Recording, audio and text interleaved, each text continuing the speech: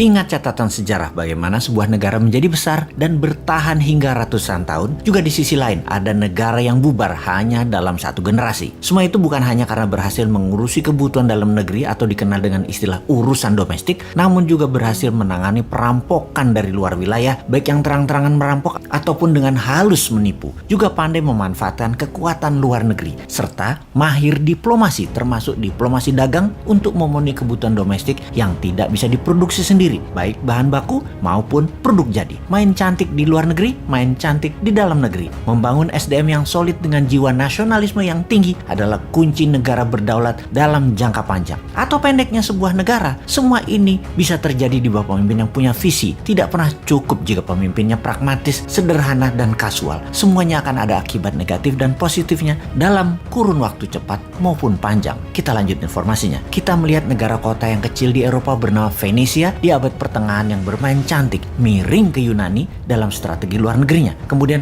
main indah ke dalam negeri dengan koleganza, yaitu equity crowdfunding atau urun dana untuk UKM. Seperti Santara tirulah saat ini. Kalau negara yang terkini, kita lihat Singapura dengan strategi miring ke barat, menjadikan Singapura negara kota yang kuat dalam maritim hub dan financial hub, menjadikan Singapura negeri dengan pendapatan per kapitanya salah satu yang tertinggi di dunia dengan 50 ribuan dolar per kapita atau hampir 12 kalinya pendapatan per kapita Indonesia. Padahal Singapura itu juniornya Indonesia. Indonesia lahir tahun 45, Singapura tahun 65. Bagaimana dengan Tiongkok yang di tahun 1970-an pernah kelaparan dahsyat yang membuat matinya penduduk lebih dari 5 juta dan sangat miskin hingga tahun 80-an. Yang dilakukan oleh Deng Xiaoping, pemimpin waktu itu adalah bermain cantik keluar negerinya, di mana di tahun 79 Deng Xiaoping memilih miring ke Amerika. Padahal saat itu Soviet, tetangganya Tiongkok, adalah kekuatan yang dikatakan terkuat di dunia dan sama-sama paham bernegaranya adalah komunis. Ternyata benar, sejarah berpihak ke Deng Xiaoping. Taruhan Tiongkok tepat di tahun 1991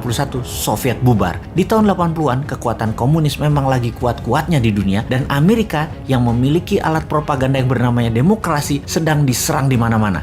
Untuk itu, apapun resikonya, Amerika mepet Tiongkok. Amerika perlu Tiongkok untuk menahan Soviet dan menahan Korea Utara setelah gagal di tahun 1975 di Vietnam yang menjadikan Vietnam negara komunis. Tiongkok pun kemudian diguyur dana besar dan banyak perusahaan barat masuk ke Tiongkok dengan syarat Tiongkok berpihak ke sekutu. Tiongkok yang di tahun 70-an income per kapitanya di bawah Indonesia melakukan strategi luar negeri yang cantik yang berbuah pada saat ini income per kapitanya 5 kali Indonesia. Selama 10 tahun kemudian hingga tahun 1989 Tiongkok menggeliat naik ekonominya. Banyak reformasi dilakukan di dalam negeri. Perusahaan sekutu barat serta perusahaan globalis banyak memindahkan pusat produksinya ke Tiongkok karena SDM yang kuat kerja serta murah. Di tahun 89, bulan Juni, mahasiswa demo di Tiananmen menuntut demokrasi meledak. Efek pemahaman barat mulai masuk ke sendi bernegara Tiongkok. Mahasiswa ingin bebas demokrasi. Deng Xiaoping dilema, memihak barat sesuai dengan perjanjian dengan Ronald Reagan, sekutu barat,